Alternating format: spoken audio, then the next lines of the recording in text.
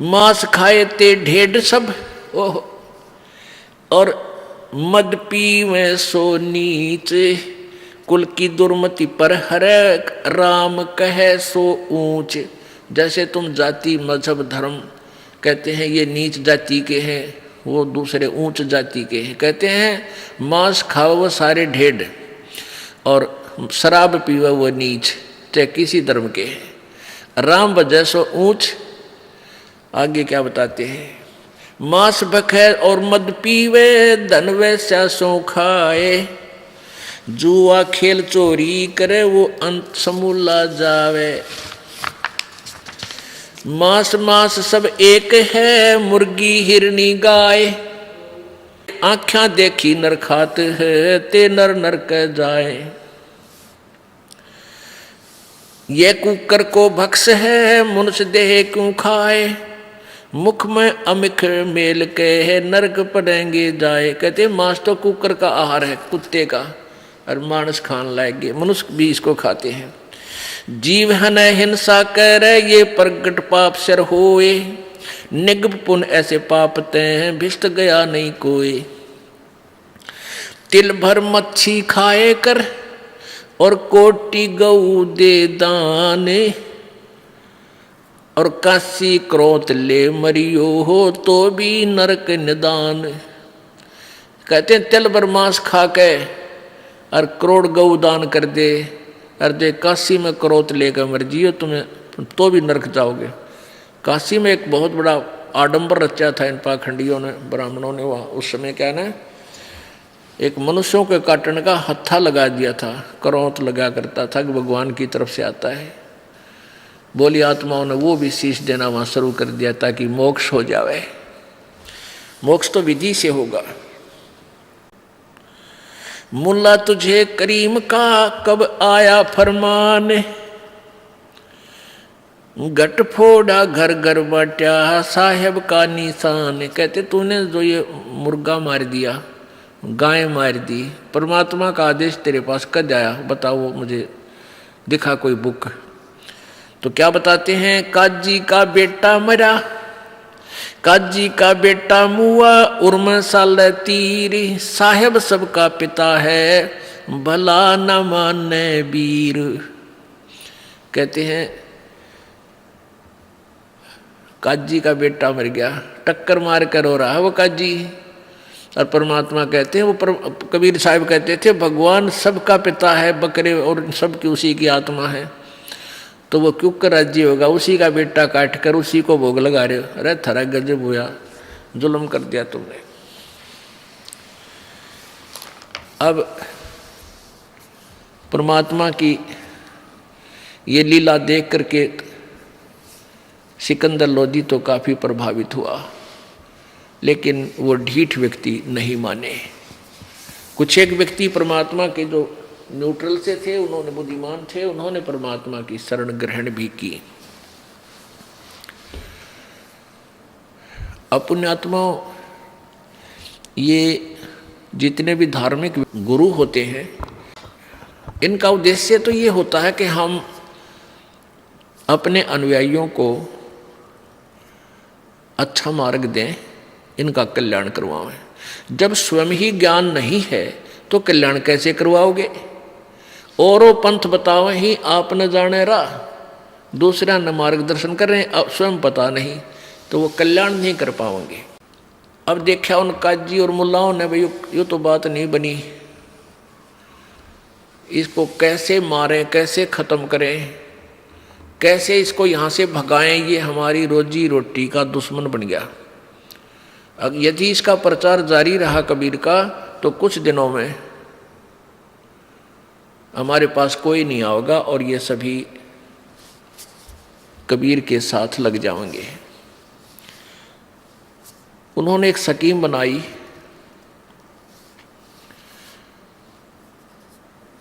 अब उन्होंने क्या स्कीम बनाई कि इसको चिट्ठी डाल दो। मुल्ला और पंडित, मुसलमानों के धार्मिक गुरु और हिंदुओं के धार्मिक गुरु ब्राह्मण। अब ब्राह्मण कौन है, एक जैसे किन ब्राह्मणों के विषय में परमात्मा कह रहे हैं ब्राह्मण का अर्थ होता है विद्वान पुरुष, गुरु। उसको गुरु को ही ब्राह्मण बोलते हैं, जो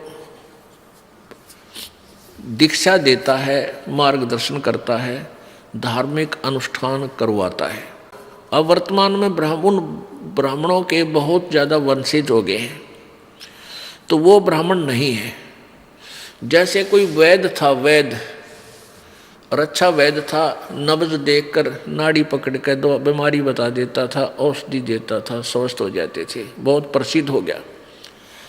उसके 5-6 संतान थी, उनके फिर आगे संतान होगी, उनके आगे संतान होगी। अब हजारों की संख्या में उस वैद्य के वंशज हो गए। वो सभी भी अपने पीछे वैद्य लिखते हैं, वो सभी भी सब अपने अपने सरनेम बना लिया उन्हें कि वो फलाना राम वैद्य, फलाना राम वैद्य, तेलू राम वैद्य, जबकि वो वैद्य नहीं है। वो ना जानते पेट के दर्द की दवाई भी, और लिखते हैं वैद्य, तो वो वैद्य नहीं है, बेशक लिखे रहो। तो ऐसे ही जो ब्राह्मण थे, पहले वाले जो ब्राह्मण थे, वो इनके वर्तमान के जो ब्राह्मणों के पूर्वज, वो ब्राह्मण करते थे अपना ब्राह्मण वाला कार्य, और वर्तमान के ब्राह्मण नहीं है, ये वैसे नाम लिख रहे हैं। तो उनको कहा परमात्मा ने, उन ब्राह्मणों ने और मुसलमानों के काजी और मुल्लाओं ने सलाह करके सब ने चिट्ठी डाल दी। चिट्ठी डाल दी कि अभी कबीर भंडारा करेगा, और वो 3 दिन भंडारा चलेगा, और प्रत्येक दिन भोजन के बाद 1 दोहर देगा, 1 असरफी सोने की दान करेगा। अब ये जितने भी मंडलेश्वर थे हिंदू धर्म के, और जितने भी ये पंथ थे, वो सब के पास चिट्ठी भेज दी, खूब दूर दूर तक। अब ये महंत संत मंडलेश्वर ये लालची बहुत होते हैं।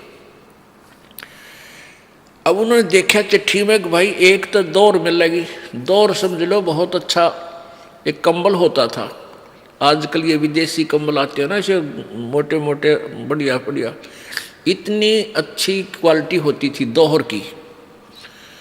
और असरफी सोने की, 1 असरफी आज मेरे ख्याल में 20,000 की हो, उसमें उसकी ये कीमत समझ लो।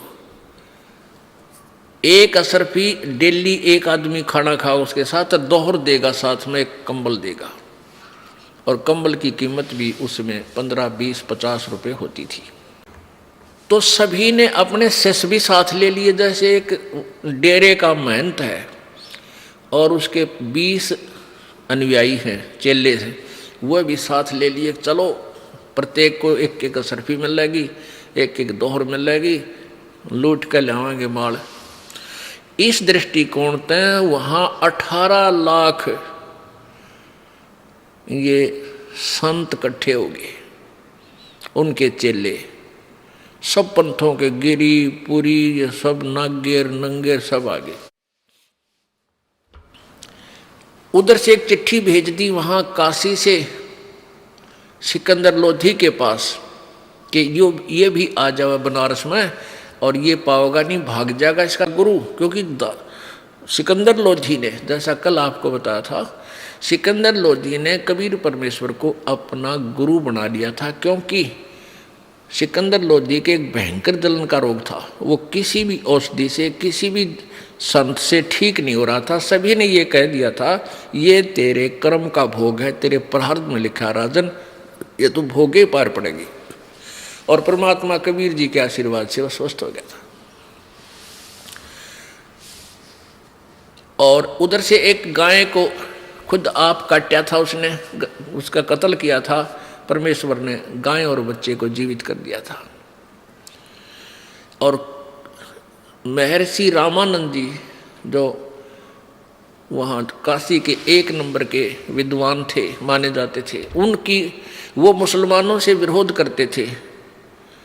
इसलिए सिकंदर लोधी ने उस रामानंद जी की गर्दन काट दी थी, और कबीर परमेश्वर ने उनके सामने उसको जीवित कर दिया था।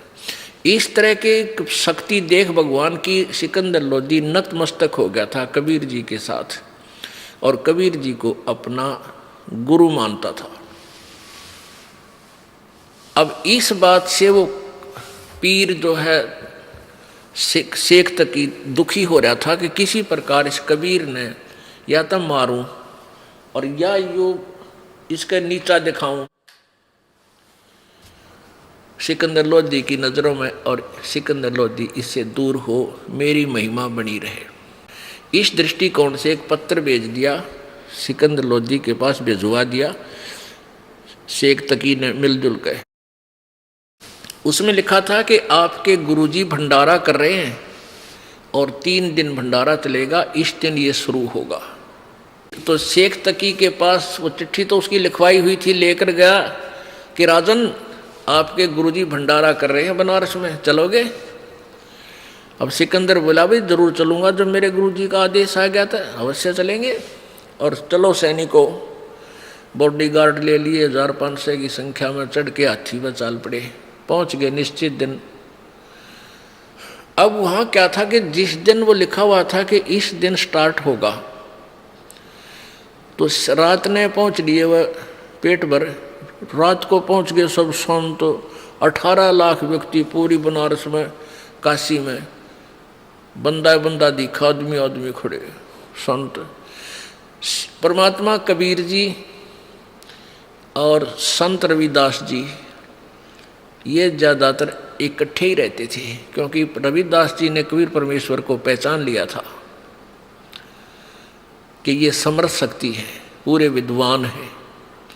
फिर भी हम जीव संज्ञा में हैं। सुबह सुबह रविदास जी सैर सपट्टे को निकले फ्रेश होने के लिए। उसने बाहर देखा, जहाँ देखा वहीं पर साधु संत खड़े हैं ये। तो उसने पूछा, रविदास जी ने पूछा, भाई महापुरुषों आज कैसे आना हुआ बनारस में? तो और साधु संत कहने लगे, काशी वालों तुम कौन सी दुनिया में रहते हो, तुम्हें पता नहीं? अरे यहाँ तो बहुत बड़ा भंडारा होने जा रहा है। और रविदास जी ने पूछा, भाई कौन कर रहा है? हमें तो ज्ञान नहीं। कि कबीर कर रहा है, दुल्हा कबीर, ये देखो हमारे पास चिट्ठी है। अब रविदास जी तो जान गए भाई ये नया आडंबर है उन पाखंडियों का, हमारे गुरुदेव को दुखी करने के लिए। अब रविदास जी कित के फ्रेश होने जहाँ थे वापस आ गए। वापस आके कहा कबीर जी से कि हे भगवान आज तो अपना काशी वास छूटेगा, बहुत बुरा हाल हो गया हमारे साथ, तो बहुत जुल्म कर दिया इन लोगों ने। कबीर जी बोले क्या हो गया भक्त, क्या हो गया महात्मा? रविदास जी ने कहा कि आपके नाम से झूठी चिट्ठी डाल रखी है कि कबीर भंडारा करेगा 3 दिन और 2 हर देगा, ऊपर असर भी दक्षिणा में देगा 3 दिन तक। और जलेबी लाडू कचौड़ी पूरी हैं, हर तरह के कहते हैं सब प्रकार की मिठाई खिलाई जाएगी। और इस लालच में पूरी दुनिया आ गई है, लाखों लोग इकट्ठे हो गए। भगवान अब क्या करेंगे? परमात्मा बोले रविदास जी बैठ जा, आ जा, अंदर से कुंडी ला ले, दरवाज़ा नहीं खोलेंगे। और भाई आप रखेगा भगवान अपनी इज्जत, हम तो उसका आश्रय बैठे हैं। रविदास जी भी बैठ गए, कबीर साहब भी बैठे अंदर और कहने लगे बच माला जप अपने भगवान की। कबीर जी भी बैठ गए, वो भी लीला करें थे परमात्मा। उधर से सिकंदर लोधी भी पहुंच गए वहां, और उधर से परमात्मा ने डबल रोल किया। कबीर परमेश्वर ने सचखंड पहुंचे, सतलोक जाकर के कहा कि 9 लाख बैल और उनके ऊपर सुंदर आहार सब पर भर दो, सूखा सीधा चून चावल खांड या सूखी और बने बनाए पकवान, जलेबी कचौड़ी पकौड़ी हलवा खीर, और बरके एक केसो नाम का बंजारा बनके, केसो नाम रख लिया अपना एक बंजारा। बंजारा होते थे पहले व्यापारी लोगों को, बंजारा जो बनज करते थे, व्यापार करते थे व्यापारी।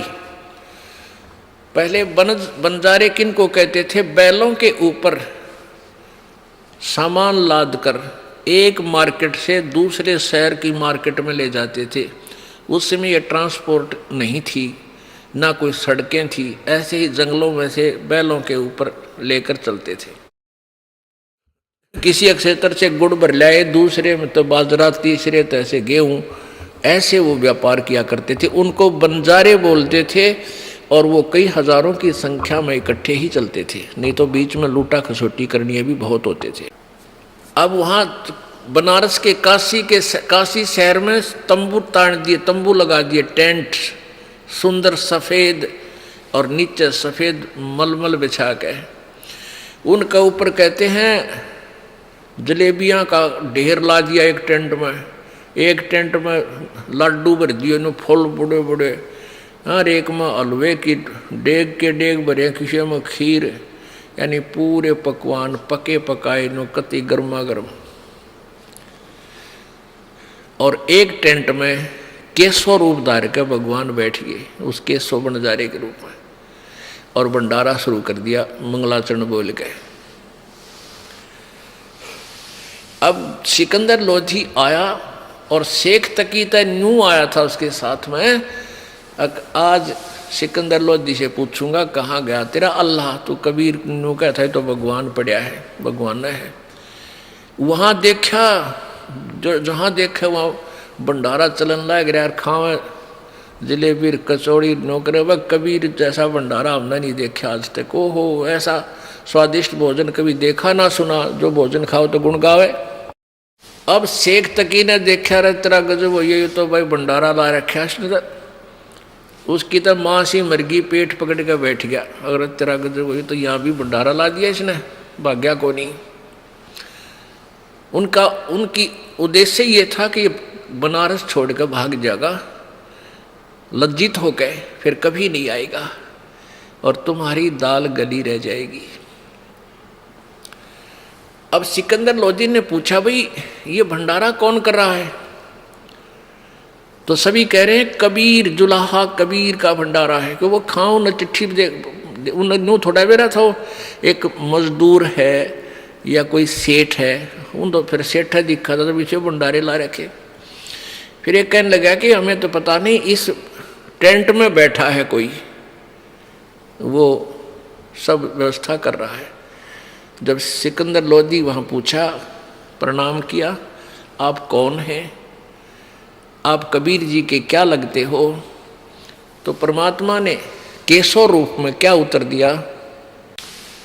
अब केशव रूप में बैठे प्रभु ने कहा कि मैं कबीर जी का पगड़ी बदल यार हूँ, मेरा फ्रेंड है, वो मेरा मित्र है। और एक पत्र मेरे पास गया था उनका कि एक छोटा सा भंडारा करना है, 3 दिन का कुछ सामान लेते आइएगा। उनके आदेश अनुसार ये दास ये सामान लेकर हाजिर है। अब वहाँ वो सुन रहे थे अन्य व्यक्ति, रत तेरा गजब हो, ये तो इसको छोटा सा भंडारा कह रहे हैं जिसमें 18 लाख व्यक्ति भोजन पा रहे हैं। अब पुण्यात्माओं एक बारात आती है, 100 व्यक्ति मुश्किल से आते हैं उसमें, और 1 महीने पहले व्यवस्था शुरू हो जाती है, कहीं कोई त्रुटि ना रह जा, लड्डू जलेबी कहीं पूरे ना रहें। घर वालों को बाद में आदेश देते खाना खाने के पहले बारात को खा लेने दो, कहीं कम ना पड़ जाए। और वहाँ 18 लाख व्यक्ति और खावे लड्डू जलेबी, जय जयकार करे कबीर की, और शेख तकी के छींटे लगे तेल की तरह, वो जड़े बैठा बैठा। अब सिकंदर लोधी ने पूछा कि कबीर जी क्यों नहीं आए यहाँ पर, तो वो केशव रूप में कहने लगा। केशव बोला उनका दास जो बैठा है उनको आने की क्या आवश्यकता है, कहाँ है कबीर जी। सिकंदर लोधी ने पूछा कि वो अपने घर पे विश्राम कर रहे हैं, भजन कर रहे हैं भगवान का। हमें संकेत कर रहे हैं परमात्मा कि तुम मुझ पर इस तरह आश्रित हो जाना, फिर मैं दूर नहीं बचो।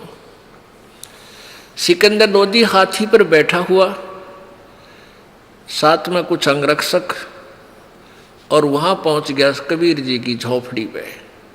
वहां जाकर के दरवाजा खटखटाया और कहा कबीर जी दरवाजा खोलो, कबीर जी दरवाजा खोलो, मैं आपका दास सिकंदर लोधी दिल्ली का राजा आया है। अंदर से ही परमात्मा कबीर जी ने कहा कि राजन, हम आज बाहर नहीं निकलेंगे।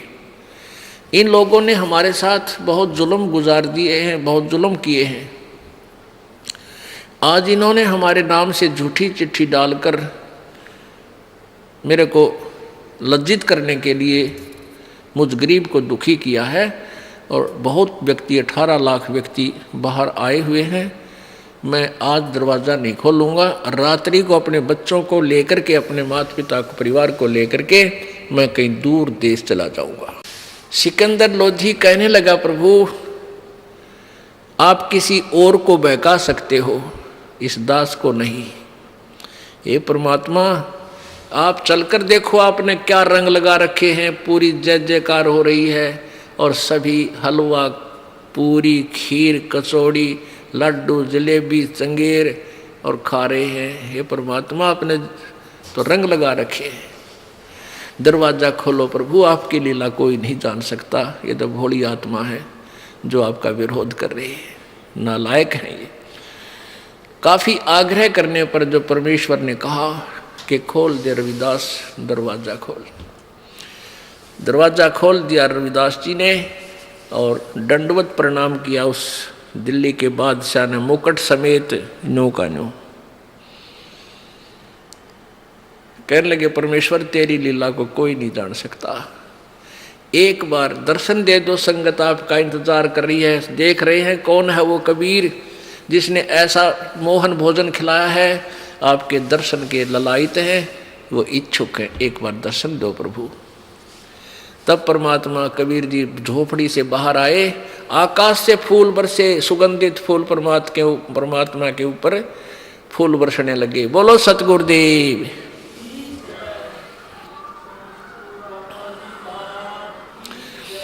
सिकंदर लोधी ने जब कबीर जी झोपड़ी से बाहर आए तो रविदास जी चंवर लेकर के आदर सत्कार से उनका सम्मान कर रहे थे कबीर जी का। सिकंदर लोधी ने कहा कि भगत जी, ये चंवर मुझे दे दो। आप तो रोज सेवा करते हो भगवान की, आज मैं कुछ सेवा कर लूँ। सिकंदर लोधी ने चंवर ले लिया और उस परमेश्वर पर, कबीर जी पर चंवर कर रहे हैं और हाथी पर बैठा लिए। हाथी पर एक कमरा सा बना हुआ होता, उसको अंबारी बोलते हैं। उस रूम के, उस कमरे के, उस खोखे के चारों तरफ के दरवाजे ऊपर नठा दिए, खोल दिए खिड़की, और परमात्मा को बीच में बैठा लिया।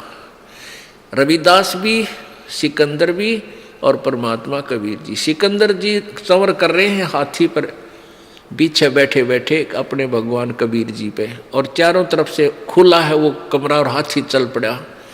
और जब पहुंचा वहाँ भंडारा जहाँ हो रहा था, सब देख रहे हैं कौन है कबीर, कि ये है कबीर। काशी वाले तो जानते थे कि ये है कबीर, और ये पीछे राजा इस पे चंवर कर रहा है। अरे ये है कबीर। राजा भी, क्योंकि आम व्यक्ति जनसाधारण तो राजा ने पता नहीं क्या मानता है, और राजा जिसकी सेवा करे फिर प्रभावित होना स्वाभाविक है। तो फिर परमात्मा पूरे मेले में घूम गए और सबको आशीर्वाद दे रहे हैं, चल रहे हैं, और सब जय जयकार कर रहे हैं कि बड़ा भोजन भंडारा दिया, जय हो कबीर की, जय हो कबीर जी की, सारा जय जयकार होगी। फिर जिसमें वो केशव बैठा था, केशव ने एक अपना साथी भेजा, अपना सेवक, कि परमात्मा को यहाँ बुला लाओ। वो सेवक गया, कर जोड़ के प्रार्थना की कि भगवान कबीर जी, आपको आपका मित्र केशव याद कर रहा है। तब परमात्मा ने कहा कि चलो हम चलते हैं।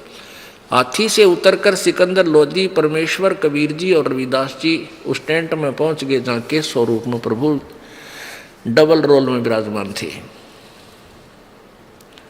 वहाँ अपने आप देखते देखते एक सुंदर तख्त लग गया, उसके ऊपर सुंदर बहुत गद्दा बिछ गया, अपने आप एक सुंदर कपड़ा उसके ऊपर चद्दर बिछ गई, सतलोक तक है, और एक तख्त पे वो विराजमान था केशव। और केशव खड़ा हुआ, प्रभु के चरण छूने चाहे, परमात्मा ने हाथ ऊपर करके सीने से लगा लिया।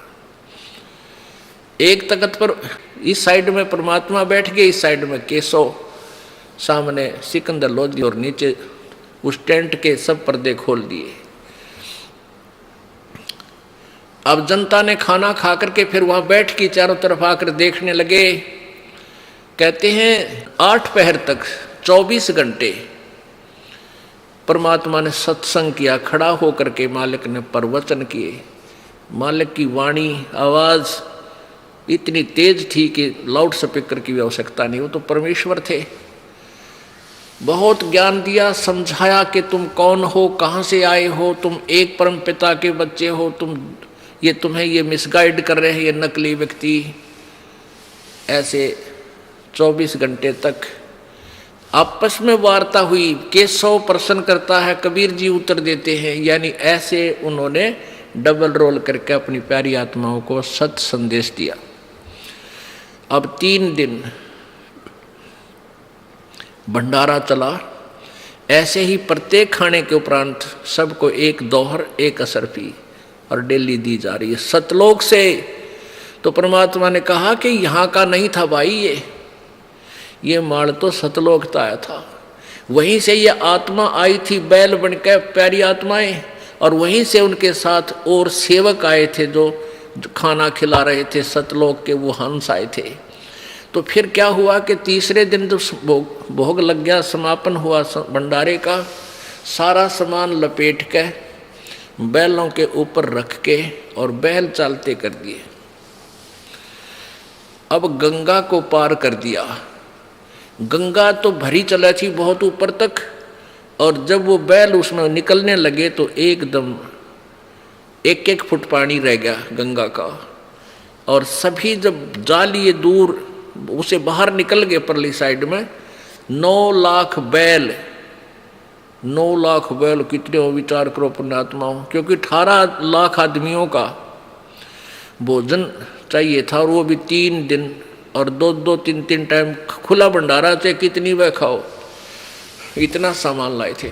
तो जब वो बंजारे जो उसके साथ आए हुए थे सतलोक की आत्माएं, और वो बैल जब गंगा पार कर चुके, उसमें केवल केशव, कबीर जी, रविदास जी और सिकंदर लोधी, शेख तकी और काशी के कुछ लोग शेष थे। तब सिकंदर लोधी ने देखा कि वो कहाँ गए बंजारे और बैल, क्योंकि उधर देखा कहीं भी दिखाई ना दिए एक ही पलक में। तो परमेश्वर कबीर जी ने कहा जहाँ से आए थे वहाँ गए। वो देखते ही रह गए, क्योंकि 9 लाख बैल तो पूरे क्षेत्र को घेर कर चलते हैं, अगर चलना पड़ा तो बहुत दूर तक दिखाई दे, धूल ही उड़े, वहाँ कुछ भी नहीं था। परमेश्वर कबीर जी ने कहा वो तो वहीं गए जहाँ से आए थे। कहाँ से आए थे परवरदिगार? सिकंदर जी ने पूछा। परमेश्वर ने कहा हमारे सतलोक से आए थे। इतने में क्या होता है कि परमात्मा ने कहा केशव से कि जाओ, आपका बेड़ा दूर जा चुका है। इतना कहते ही केशव न्यू का न्यू कबीर जी में समा गया। उनके सामने देखते देखते दोनों एक हो गए। बोलो सतगुरुदेव।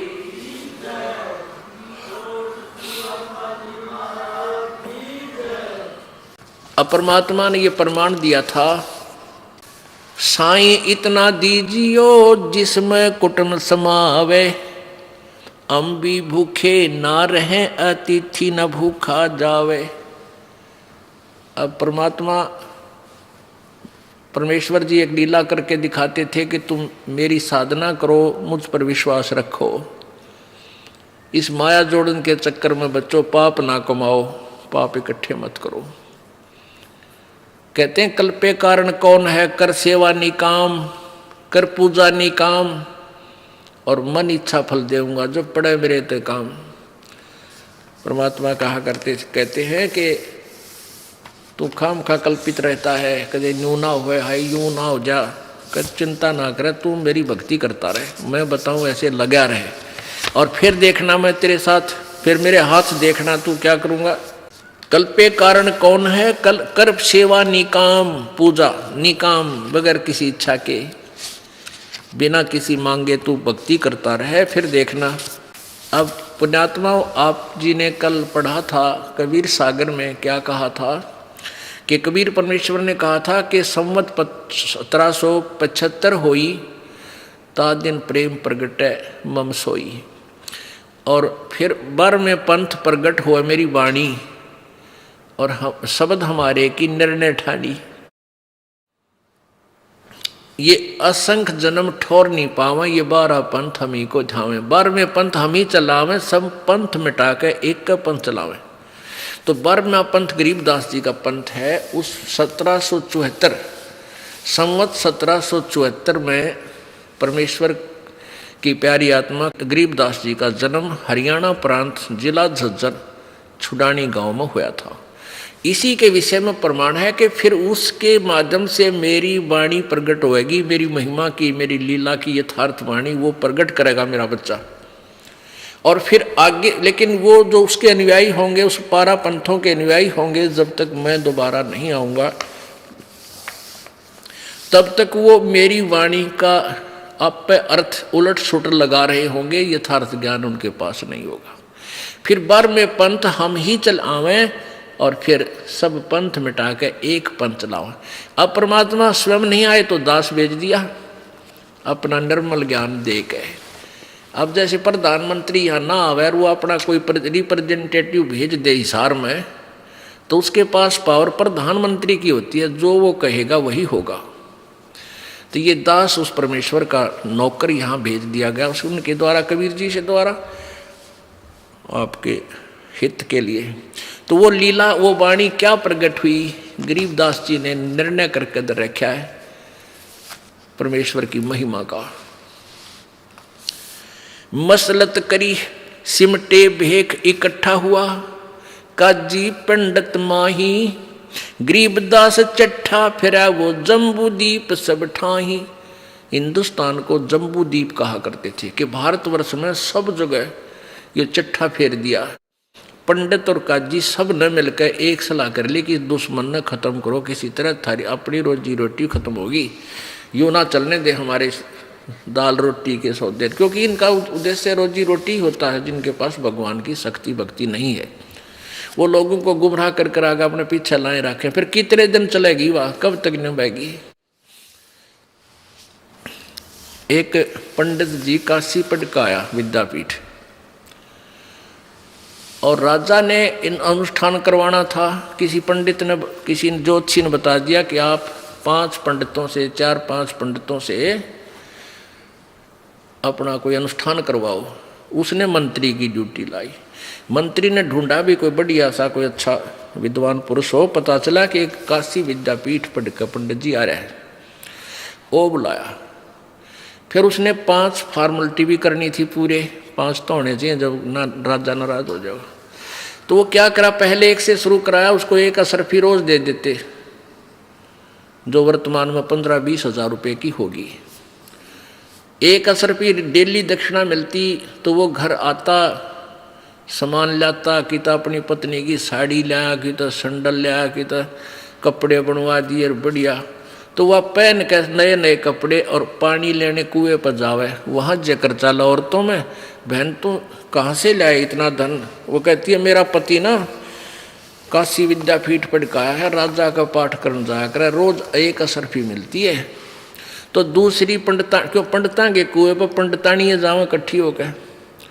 दूसरी पंडितानी ने सोचा भाई देखिए तो बड़ा धन कमाओ है, तेरा पति क्यों नहीं जाता। उसने अपने पति से कहा कि आप भी जाओ, ऐसे ऐसे वहाँ दक्षिणा मिलती है। वो कहने लगा कि मैं कैसे जा सकता हूँ, वो तो काशी पढ़ा हुआ विद्वान है और मैं उसके सामने नहीं बोल सकता। वह उसके साथ झगड़ा करने लगी, तू तेने बात बनाया करे हैं, टाइम आवा जब तू ऐसे करता है ये। उसने सोचा यार रोज लड़ेगी, चल देखी जाएगी। वो लेकर अपना पोथी सी पहुंच गया और कहा वजीर जी मैं भी पंडित हूँ। कहा जा पंडित जी बैठ जा तू भी। वो एक तरफ अनुष्ठान करा दिया करते, ना राजा जाया करता ना मंत्री की, लागे रहेंगे अपना, चल ध्यान 5 रुपये एक असरफी दे दे। ऐसा था व्यवस्था पहले, क्योंकि ये नकली काम, इसे नकली काम कराया करें। तो जो विद्या काशी पढ़ के आया था, विद्वान संस्कृत का ज्ञाता, वो भी बैठा उसके साथ में वो दूसरा बैठा दिया। अब वो अपना मंत्र बोलता संस्कृत में, संस्कृत बोलकर भूर्भुवः स्वः स्वाहा, और वो दूसरा बैठ कर यूँ करने लग गया जो यूँ कह वो स्वाहा, कि उसने बोलना नहीं आवा कुछ भी। फिर तीसरा ऐसे ही एक तीसरी की पत्नी को पता चला, उसने अपना श्रृंगार दिया कि तू भी क्यों नहीं जाता, वो भी जा बैठा। अब वो भी बैठा दिया। वो पहला कहता है भूर्भुवः स्वः स्वाहा, दूसरा कहे जो यूँ कह वह स्वाहा, तीसरा कहे निम बन दे जब तक, कब तक निम बहेगी स्वाहा। अकबर कब तक बात बनेगी, या तो एक दिन पोल खुल लगी और पिटाई भी बनेगी। अब चौथा और बैठा दिया, चौथा और आ गया, वो भी बैठा दिया। अब पहला कहता है अपना संस्कृत बोल के जो शब्द है भूर्भुवः स्वः स्वाहा, दूसरा कहता है जो यूँ कह स्वाहा, तीसरा कहे भाई कब तक निम बहेगी स्वाहा, दूसरा चौथा कहे निम बन दे जब तक निम बहेगी स्वाहा। अब जब तक निम भाई इतने तो पैसे मिल ही रहे हैं, चलने दो। तो ये नकली संत पंथ ने देखा है कि निम बन दे जितने निम भाई इतने स्वाहा। ये सभी इकट्ठे होकर के सोचा कि इसने कितना टंटा काटो, यो मारे तभी ना मरता, क्योंकि कबीर जी को मारने के लिए उन दुष्टों ने हर प्रयत्न किया। एक बार झेरे कुएं में डाल दिया। सिकंदर लोधी के पास कबीर जी आए हुए थे, वो बहुत सम्मान करता था राजा। उन्होंने क्या किया, स्कीम करी, शेख तकी ने सारे मुसलमान इकट्ठे कर लिए आगे 2-3-4 हजार की संख्या में, और कहने लगे राजा तू काफिर का शेष बन गया है, हम तेरी बगावत करते हैं, ये या हम इसकी परीक्षा लेंगे तब हम इसको मानेंगे। सिकंदर लोधी ने शेख तकी अपना पीर बुला लिया, 5-10 व्यक्ति और बुला लिए, भाई तुम शांति रहो, बात बताओ क्या है, शांति करो। तो उन्होंने कहा कि आप कबीर जी के सब मुसलमान धर्म में ये बात फैल गई है कि तू काफिर का शेष हो गया है, उस काफिर को तूने अपने घर बैठा रखा है, उसको बाहर निकाल, नहीं तो या हमें परीक्षा दे हमारे सामने, वो भगवान है अल्लाह है, तो हम उसकी परीक्षा लेंगे। क्या परीक्षा लोगे कि एक सरसों के तेल का कढ़ाई में उस तेल को उबाल कर उसमें डालेंगे कबीर जी को, अगर ये मर गया तो कटा टंटा, और नहीं मरा तो हम सभी इसके अनुयायी हो जाएंगे, अल्लाह मान लेंगे। अब सिकंदर लोधी चिंतित हो गया, अभी मेहमान रूप में आए हुए हैं, राज देख के बूंदी बन गई। अब जनता के सामने पर राजा फेल हो जाता है। उसने कहा बेटे, वो गया कबीर जी के पास, कबीर परमेश्वर जो दूसरे कमरे में विराजमान थे सिकंदर लोधी के राजमहल में। तो अंतर्यामी कबीर जी ने पूछा कि क्या बात राजन, बड़े उदास नजर आ रहे हो। सिकंदर लोधी ने कहा राजन, ये मेरा जो धार्मिक गुरु है ये पीर जी, यो मेरा सिर का दर्द है, ये कोई न कोई पंगा मेरी जान ने पाए रखा है जब से मैं आपकी शरण ग्रहण की है। अब इसने ये स्कीम करी है, प्रभु मैं अपने मुख से कैसे कह सकता हूँ। परमात्मा बोले उन्हें कह दे तू जाके कि कढ़ाई उबालने तेल का। कोई बात नहीं राजा, मेरा तो एक दिन जीवन जाना ही जाना है, पर आपका राज्य बच जाएगा।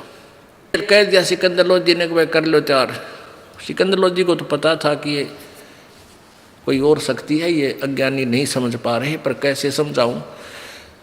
अब कढ़ाई का तला लक्कड़ बाल दिए, बुढ़ा चूल्हा बना कर शेख तकी ने कहा और उबाल दो, और उबाल दो, नो जैसे चाय उबाला कर, नो बड़ा तेल कढ़ाया,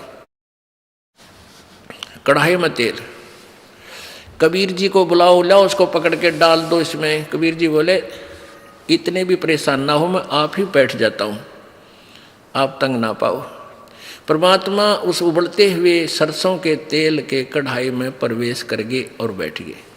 इतनी गर्दन भार है, आराम से बैठे हैं, कोई उसमें परमात्मा को दुख नहीं।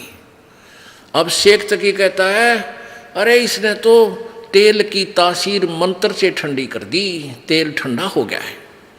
अब सिकंदर लोधी ने सोचा देखो उंगली देखे सचमुच कहीं ठंडा हो गया हो। परमात्मा बोले राजन उंगली मत देना इसमें, कदे मूर्खा के कहने तांगली जलवा ले। ये कत्ती बहुत जबरदस्त उबल रहा है, बहुत ज़्यादा इसमें फारेनहाइट हो रहा है। पर राजा के ना जची, कबीर जी ना जलते, तू के तेरे उंगली में के बिजली गिरेगी। वह उंगली दे दी मना करते करते, जितनी उंगली तेल में गई थी कट के अलग होगी, बेहोश होकर चक्कर खा कर पड़ गया वो सिकंदर लोधी। परमात्मा बाहर आए कि ये इस नबी मारेंगे नालायक। सिकंदर लोधी को छीटे छाटे मार कर जीवित होश में लाए। वो पीड़ा से फिर मूर्छित हो गए, फिर होश में लाए, फिर पीड़ा से मूर्छित हो गए। तब परमात्मा ने पकड़ के वह उंगलियां पूरी कर दी, जख्म भी नहीं रहा और उंगली कटी हुई नहीं रही। बोलो सतगुरुदेव।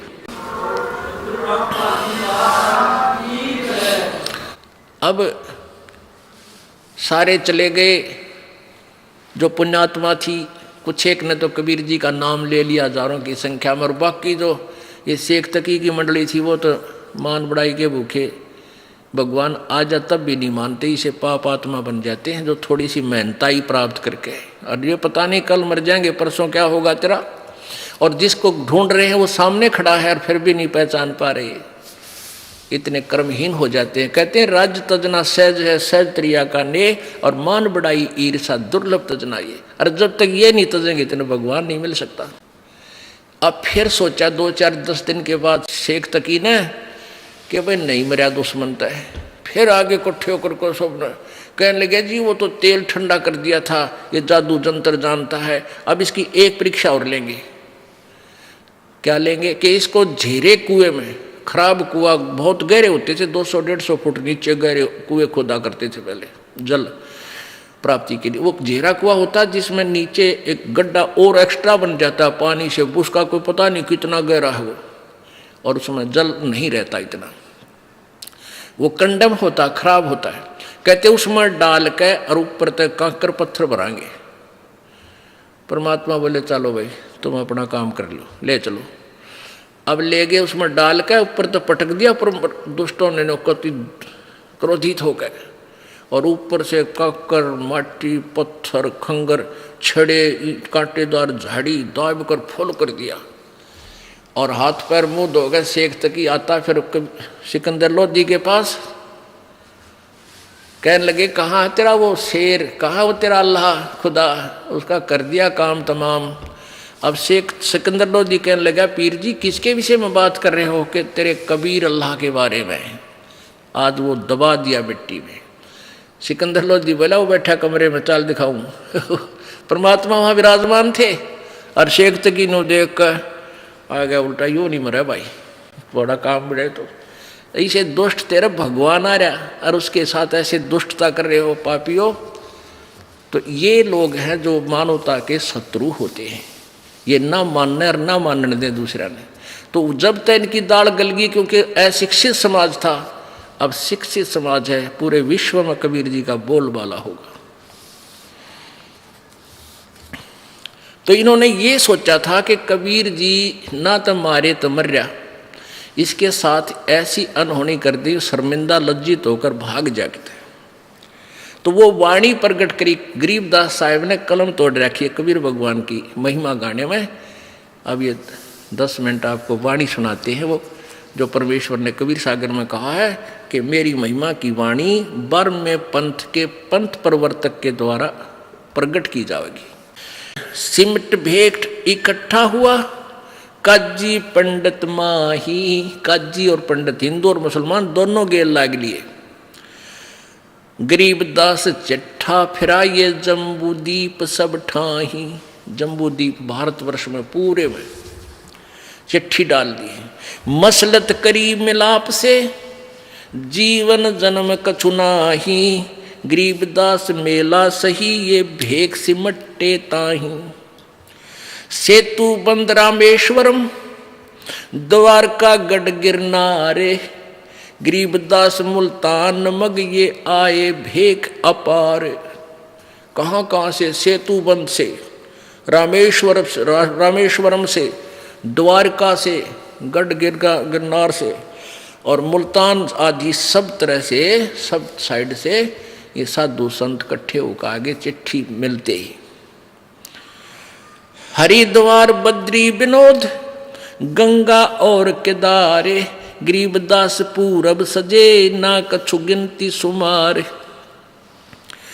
18 लाख दफ्तर चढ़े है अस्तल बंद मुकाम, गरीबदास अनाथ जीव और कहते उस धाम।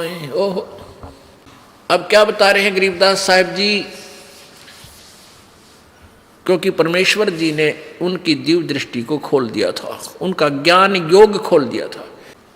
जिनका ज्ञान योग खुल जाता है वो पहले की बीती हुई सभी घटना एज इट इज बता सकते हैं, क्योंकि ये सभी जो भी क्रिया हो रही हैं ये सबकी एक फिल्म बन जाती है, और ये फिल्म पूरी कभी भी वो देख सकता है। जैसे फिल्म बनाकर रख दी सीडी पर के, उसको कभी भी सीडी प्लेयर में चला कर देख सकते हैं, जिनका सीडी प्लेयर ठीक हो। तो ऐसे ही गरीबदास जी का सीडी प्लेयर अंतःकरण परमात्मा ने ऑन कर दिया था। उन्होंने जो घटना as it is Kabir ji के साथ बीती थी वह जो की तो हजारों सैकड़ों वर्ष पहले की लिख दी थी। जैसे तुलसीदास जी ने लाखों वर्ष पहले बीती हुई रामायण को पुनर् लिख दिया था, उनका भी ज्ञान योग खुल गया था। इस ज्ञान योग का भी सत्र होता है। जैसे एक दूरबीन होती है, उसकी रेंज होती है, अक्षमता होती है, तो ऐसे ही दिव्य दृष्टि की भी अक्षमता होती है। इन तीन लोग के संतों की अक्षमता वाली कम होती है, और परमेश्वर से संबंधित जिनकी दूरबीन यानी दिव्य दृष्टि होती है वो ज्यादा अक्षमता की होती है।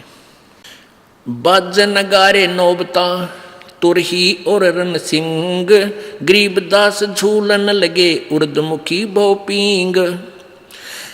एक नखी निर्बाणिया एक खाखी है खूसी, गरीबदास पद ना लख्या सब कुटत है तुस। वाणी के अंदर कितना ज्ञान भी भरा है कि वहाँ नाना प्रकार के साधु संत भिन्न भिन्न प्रकार के भेखों वाले आए हुए थे। कोई ऊपर ने पैर करके खड़ा था, कोई एक टांग पर खड़ा था, अपनी नित्य की साधना भी कर रहे थे, और भंडारे में भी आए हुए थे। तुस कोटे और भूस भरे ये आए भेख अटम्बे, गरीबदास नहीं बंदगी तप्पी बहुत आरंभ।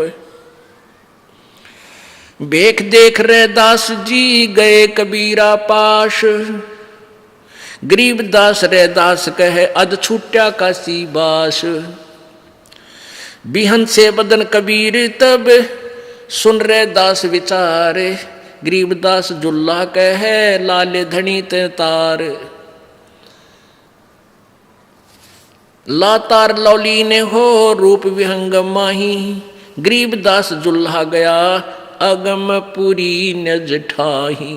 परमात्मा अपने सतलोक में गए, एक रूप में वहां भी बैठे हैं। जहां बॉडी शंख असंख्य सूर्य बंजारे और बैल, गरीबदास अवगतपुरी हुई काशी को सैल। जरत से तो हीरे नगे बॉडी भरी अनंत, गरीबदास ऐसे कहा लो कबीर भगवंत। कहते हैं जब परमेश्वर कबीर जी सतलोक में गए और वहां से आदेश दे दिया था कि इतने तैयार कर दो, तो वहां कहते असंख्य बॉडी असंख्य बैल तैयार कर लाद कर खड़े कर रखे, अकेले भगवान कबीर जी ले जाओ।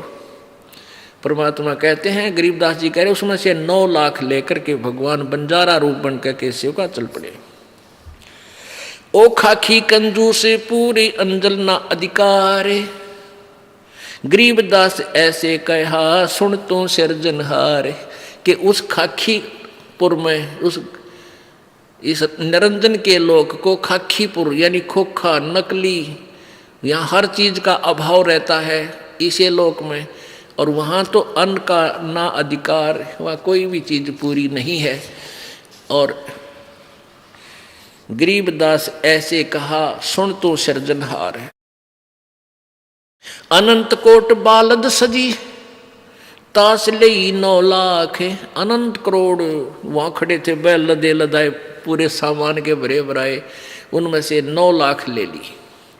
अनंत कोट बालद सजी तास लई 9 लाख, गरीबदास के 100 कला एक पलक पुर झांक। एक पलक में सतलोक से एक पलक में बनारस में आकर प्रकट हो गए।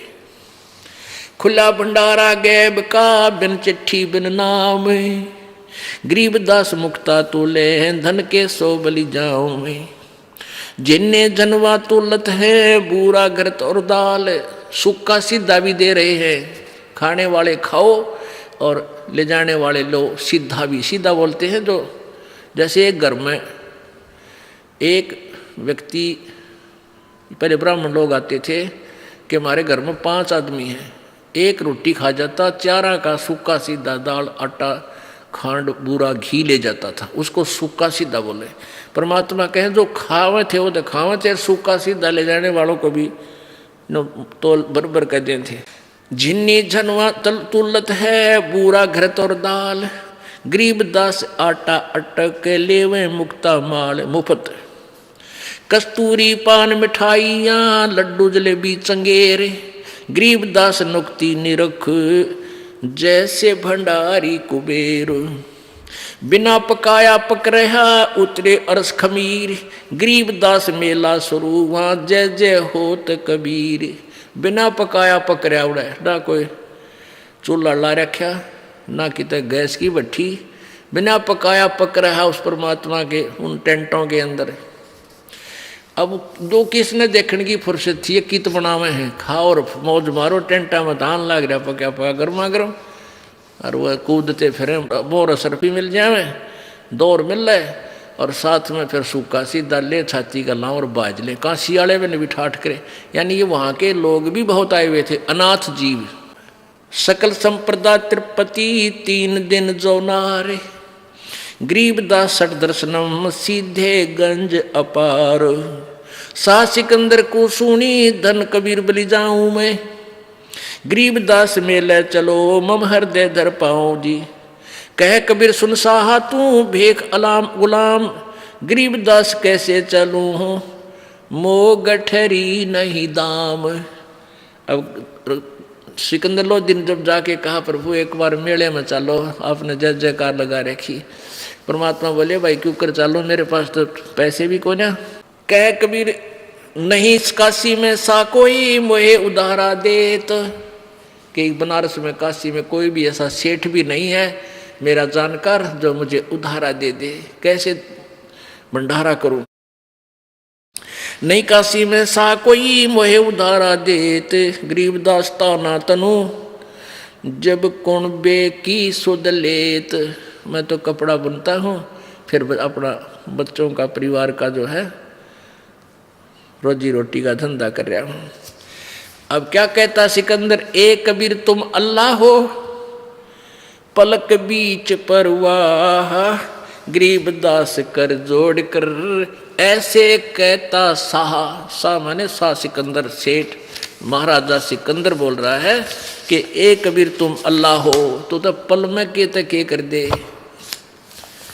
तुम दयाल दरवेश हो धर आए नर रूपे। अब उन शेख तक की पीरा तक वो सिकंदर लो दिया अच्छा जो भगवान को कुछ पहचान तो गया। कहते हैं तुम दयाल दरवेश हो, तुम तो भगवान ही हो और दयालु संत बनकर आप ही आए हो। तुम दयाल दरवेश हो धर आए नर रूप, गरीब दास ऐसे कहे साह सिकंदर भूप। उठे कबीर कर्म किया बरसे फूल आकाश, गरीब दास मेले चले चंवर करत रह दास। जब परमात्मा उठे झोंपड़ी से बाहर आए, वो आकाश से फूल बरसन लगे कबीर भगवान के ऊपर। 3 एक चंडोल में रे दास सा कबीर, गरीब दास चौरा करे बादशाह बलबीर। कैसो चले कबीर पर कबीर कष्ट क्यों कीने। कैसो कबीर जी के पास दो दूसरे रूप में भगवान विराजमान थे, कहने लगे हे कबीर जी आपने क्यों कष्ट किया, आपका दास तो यहाँ पर बैठा था। कैसो कहे कबीर से कबीर कष्ट क्यों कीन, गरीब दास हस्त हाथी चढ़े ये मेला देखन 3। पाट पटंबर बिछ गए चौपड़ के बाजार फेरे आए के सो पास। गरीब दास कुर्बान गति ही क्या क्या कहूँ बिलास। पाट पटंबर बिछ गए ऊपर हीरे लाल, गरीब दास साहेब दनी लाए मुक्ता माल। अब वहाँ जो परमात्मा का तख्त अपने आप बिछा, चारों तो उसका जो ना सफ़ेद चद्दर बिछ गई गद्दे के ऊपर, और फिर उसके चारों तरफ हीरे पन्ने जवाहरातों के नो, जिस तरह सितारे लाया करते पहले कपड़ियाँ गए, ऐसे चारों तरफ हीरे मोती अपने आप चिपक गए। पाट पटंबर बिछ गए ऊपर हीरे लाल, गरीबदास साहब धनी ये लाए मुक्ता माल। केसो और कबीरे का तंबू माहे मिलाप, गरीबदास 8 पहर लगे गोष्ठी निजगर गाप। 8 पहर 24 घंटे तक केसो प्रश्न करता है, कबीर जी से पूछता है, कबीर जी उत्तर देते हैं। एक कभी तो अपने आप को छुपाते हैं और कभी अपनी वास्तविकता भी बताते हैं। केसो कह कबीर से पूछे बाता भी नहीं, गरीबदास क्यों उतरे ऐसे मुल्क मलीने। अब केसो रूप में केसो कहता है परमेश्वर कबीर जी से कि हे परमेश्वर, इसे गंदे लोक में क्यों आए आप इनका भला चाहो और ये आपका लठ मारे, डले मारे, गुंडा कहें, आपको मारना चाहें, इसे गंदे मलिन लोक में क्यों उतरे आए तुम, इसे सुंदर लोक न छोड़ कर सतलोक ने।